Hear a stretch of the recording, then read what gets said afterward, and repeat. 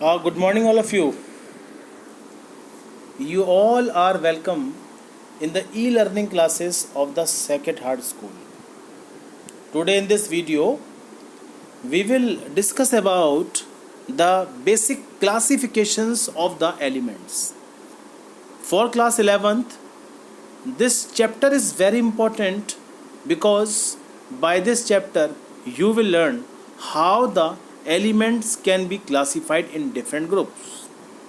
Up to class 9th, you have done the basic system by which you can classify the element, but first time you have to apply the quantum mechanical model by which you have to classify the elements in the periodic table. Basically, in this video we will learn the historical classifications of the element, as well as we will proceed towards the modern classification of the element.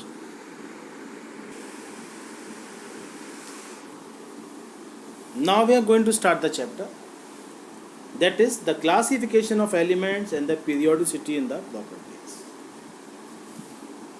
We will recall the basic criteria, the basic account by which we will try to classify the element. The first effort made by the Dover-Rayner's, and this Dover-Rayner's concept known as triads concept. And Dover-Rayner's try to make the different triplets of the element, in which the property of the middle element shows the resemblance with the first as well as third element. So this concept of the Dover-Rayner's triads you have done in the lower classes, in which the middle element having the atomic mass that is equal to the arithmetic mean of the atomic mass of the first and third element. But according to the modern parameter, and this triads having no mean in this modern concept. The second classification made by the Newland's law of octave. According to the Newland law of octave, elements were placed in the increasing order of the atomic weight. And when these elements arranged in the increasing order of their atomic weights, the every eighth element shows the resemblance of the properties with the first element. So basically, this concept again become important, and first time the concept of the periodicity explained by this law. Now, according to Newland, the first time we introduced the term periodicity. These are some examples are given there. This is known as Dover-Rayner's triads. We will take the triplets of the three elements. This is lithium, sodium, potassium, calcium, strontium, barium, chlorine, bromine, and iodine. These are the Newland law of octave. We have to arrange the element in increasing order: hydrogen, lithium, beryllium, boron, carbon, nitrogen, and oxygen. So in this way, the first and eighth element shows the resemblance of the properties of element. But the most acceptable historical classification given by the Dmitry Mendeleev. So Dmitry Mendeleev provide the basic foundation for the development of the most modern approach of the classification of elements. What was the Mendeleev's periodic law? According to Mendeleev's periodic law, the properties of elements are periodic function of their atomic weight. It means the property shows the repetitions after the gradual interval of time when these elements arranged in increasing order of their atomic weight. Mendeleev arranged the element in horizontal rows and vertical columns in the periodic table to explain yet in order of their atomic weight. In this way, he tried to give the two ways by which you can compare the properties of element, one that is from top to bottom and second one that is from left to right. All vertical columns in the Mendeleev periodic table known as groups while all horizontal rows known as periods. The first time Mendeleev give the terms, that is the concept of the groups and period. And these two terms first time coined by the Dmitry Mendeleev. So their classification is the most acceptable classification in all other old classification of element. Mendeleev finds some gaps in the periodic table. Mendeleev finds some gaps in the periodic table, and these gaps filled later by the scientists according to the invention of the new element. So basically, Dmitry Mendeleev provides the basic foundation of the properties of the undiscovered element by providing the gap among the groups as well as in the periods. So in this way, we feel we can easily discover the elements which are derived from the earth crust. Now we are looking for the modern classification of the element, in which 18 vertical columns are there and 7 horizontal rows are there, and 18 vertical columns known as groups and 7 horizontal rows known as periods. So in this way, the concept of the periods and column and these two terms are taken from the Dmitry Mendeleev's classification. And this is the simplest layout of the modern periodic table, and which is basically derived from the Dmitry Mendeleev table. But basic difference is there.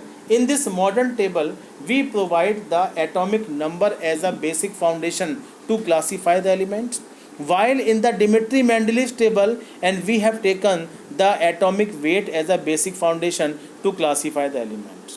Why this scenario is changes? Why we are considering now the atomic number as a base to classify the element? Because the atomic number means number of electron, or you can say number of proton, and this atomic number is responsible for all type of the properties of element. Whenever the two or more elements combine together, only the electrons of the atoms are involved there for the formation of the bond. So the nucleus remain unaffected, and that's why the atomic number should be the basic foundation for the development of the classification of the element. Clear? As well as the concept of atomic number. Why the concept of atomic number should be the basic foundation? And this thing given by the Moseley's experiment. According to the Moseley's experiment, when the elements are bombarded with the alpha particles, the heat emitted from the element is directly proportional to their atomic number, not on the atomic mass. If the atomic number is more, the heat liberated will be more. If the atomic number was less, the heat liberated was the less. So we can say, and this basic terms the given by the Moseley's. After that, we have taken the atomic number as a base to classify the element. Now, how the modern periodic table can be classified in different groups? And this thing is according to the quantum mechanical model. You know, in the quantum mechanical model, there are 4 types of the atomic orbitals, and these atomic orbitals may be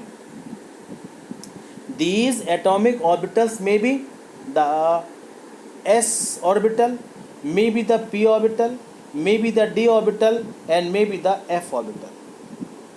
If the last electron of any element fall down in the s orbital, the element known as s block element. On the other hand, if the last electron fall down in the p orbital, the element belongs to the p block. In the same way, if the last electron present in the d orbital, the element belongs to d group and d block. On the other hand, if the last electron present in the f orbital, then the element belongs to the f block element. In this way, the block study is the most important point of the modern periodic table, and this table made by the Niels Bohr. But this criteria to classify the element in 18 vertical columns and 7 horizontal loads is taken from the Dmitry-Mendeleev. So this form of the periodic table known as long form of the periodic table. The first two buildings known as the S block element, while from 3rd to 12 these element known as that is the D block element. From 13, 14, 15, 16 and 17 and 18 and these element known as F block element, and while some element discarded from the D block element which are placed at the bottom that known as F block element. So this block study is the most important point of the modern periodic table by which you can classify the element in the four group, that is S block element, P block element, D block element as well as the F block element. So one by one we will take this block study. What do you mean by the S block element? The first two buildings in the periodic table in which the electronic configuration, the last electron is present in the S orbital, that known as the S block element. The general configuration of these element is ns की power 1-2. Maybe one electron is present and maybe the two electron is present. If one electron is present in the electronic configuration, the element known as alkali metals, while if the two electrons are present in the outermost shell, then the element known as alkaline earth metal.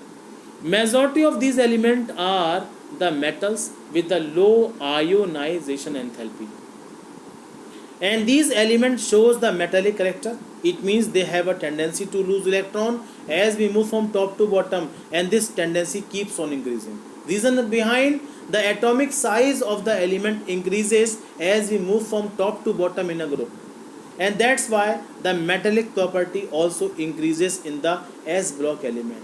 And on the other hand, as we move from alkali elements to the alkaline earth metal, in this situation the metallic property decreases. Reason behind, the atomic size of the element keeps on decreasing.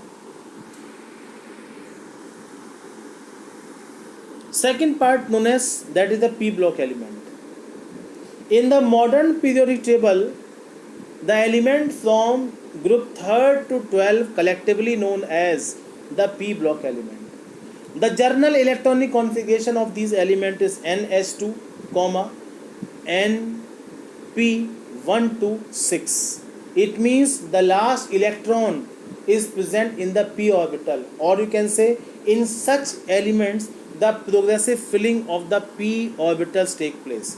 So these elements also known as the P block element, while the S block and P block collectively known as representative element. Why these elements known as representative element? Because these elements form the majority portion of the earth crust, and that's why these elements known as the representative element.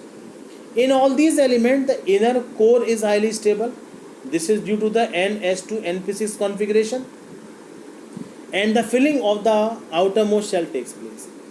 And these element shows the basic properties in which the element can be classified in 13 group element, maybe the 14 group element, maybe the 15 group element, maybe 16 group element and 17 group element.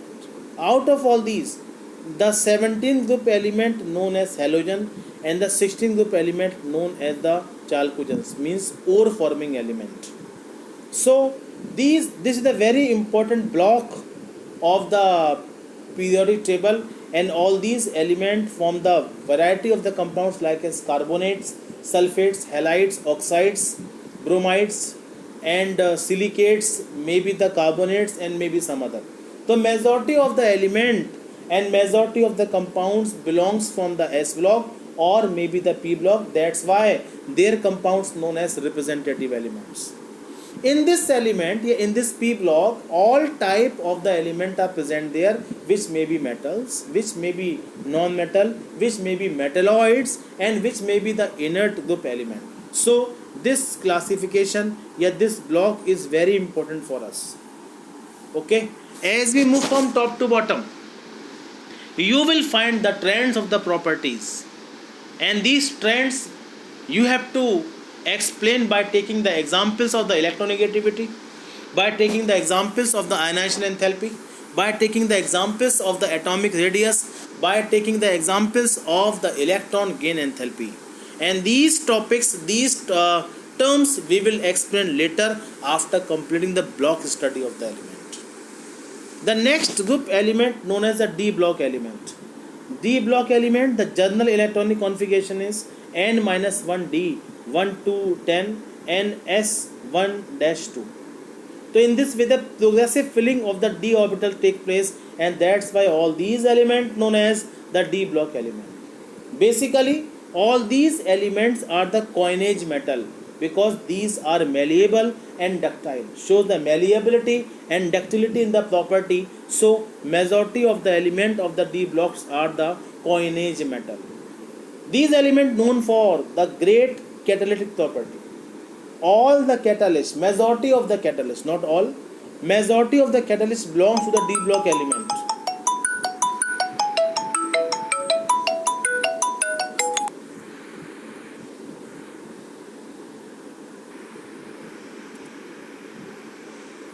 So these elements shows the great metallic property, catalytic property, form the colored ions, shows the paramagnetic behavior, forms the different type of the complex. So this complete property we will discuss later in the class 12th. Next group element known as the F block element. What do you mean by the F block element? General configuration is n-1d 0 to 1 and n-2f 1 to 14, as well as ns2 will be there. These elements known as inner transition element because they show the phenomena of transition. These elements are the expelled element from the d block because they break the trends of the atomic properties which are when these elements are placed in the along with the d block element. So these elements known as inner transition element because of the incomplete d and because of the incomplete f, and these element shows the similarity of the property, and these elements are mostly radioactive in nature. So this block study and d and f block is a very important portion of the class 12th syllabus. Okay, so this block study is the most important point of the modern periodic table.